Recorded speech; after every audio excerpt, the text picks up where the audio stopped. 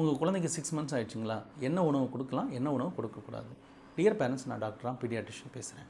6 மாதம் வரையும் பிள்ளைக்கு தாய்ப்பால் அதோட வளர்ச்சிக்கு போதுமா? 6 மாதத்துக்கு அப்புறம் தாய்ப்பால் போக திட உணவுகள் கொடுத்தா தான் சீரான வளர்ச்சி இருக்கும். அந்த ஃபஸ்ட் நம்ம கொடுக்க போகிற உணவு பேர் தான் weaning foods. So weaning foods என்ன உணவு கொடுக்கலாம்? ஃபஸ்ட்டு நம்ம பார்க்க போகிறது என்ன உணவு கொடுக்கலாம். 6 மந்த்ஸ் ஆகிடுச்சு, என்ன உணவு கொடுக்கலாம்? ராகி, ரைஸ், அப்புறம் வந்து பார்த்திங்கன்னா வெஜிடபிள்ஸ், ஃப்ரூட்ஸ். வெஜிடபிள்ஸ் வந்து ஸ்வீட் பொட்டேட்டோ கொடுக்கலாம். அப்புறம் வந்து ஃப்ரூட்ஸ் வந்து பார்த்திங்கன்னா ஆப்பிள் கொடுக்கலாம், வாழைப்பழங்கள் கொடுக்கலாம். இது எல்லாத்தையுமே ஃப்ரூட்ஸ் அண்ட் வெஜிடபிள்ஸ் வந்து வேக வச்சு கொடுக்கலாம். ஒரு நாளைக்கு ஃபஸ்ட்டு வந்து கொடுக்க போகிறப்ப ஒன்ஸ் கொடுங்க. அதுக்கப்புறம் போக போக அதோட ஃப்ரீக்வன்சியை நீங்கள் இன்க்ரீஸ் பண்ணிக்கலாம்.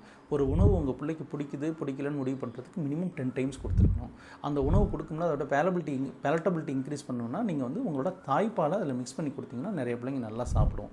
இது போக வந்து பார்த்திங்கன்னா என்னென்ன உணவை அவாய்ட் பண்ணலாம் அப்படின்னா, சுகர்ஸ், சால்ட்ஸு, வீட்டில் இல்லாமல் வெளியிலேருந்து வாங்கி கொடுக்குற எந்த உணவாக இருந்தாலும் அது நீங்கள் வந்து அவாய்ட் பண்ணிடலாம். மோஸ்ட் காமனாக என்கிட்ட நிறைய பேர் கேட்குற கேள்வி என்னென்னா, என் பிள்ளைக்கு வந்து தண்ணி கொடுக்கலாமா அப்படின்னு கேட்குறாங்க. 6 மாதத்துக்கு மேலே போயிடுச்சுன்னா நீங்கள் தண்ணி கொடுக்கலாம்.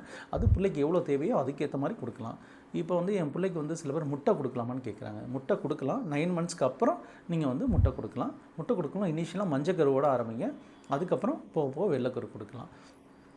அதுக்கப்புறம் நான்வெஜ் ஆரம்பிச்சிங்கன்னா மோஸ்ட் ப்ரிஃபரபிளி ஒரு 9 or 10 மந்த்ஸ்க்கு அப்புறம் ஆரம்பிங்க. அது ஆரம்பிக்கணும்னா ஃபஸ்ட்டு வந்து சூப் மாதிரி கொடுங்க. ஏன் கொடுக்கணும்? அந்த மாதிரி மைல்டாக கொஞ்சம் மட்டும் கொடுங்க. பிள்ளையே நல்லா விரும்பி கேட்டாலும் கொஞ்சம் மட்டும் கொடுங்க. ஏன் கொஞ்சமாக கொடுக்குறோன்னா, திடீர்னு அலர்ஜி எதுவும் வருதா என்னன்றதை நம்ம அசஸ் பண்ணி பார்க்கணும். அதுக்காக கொடுக்கணும்.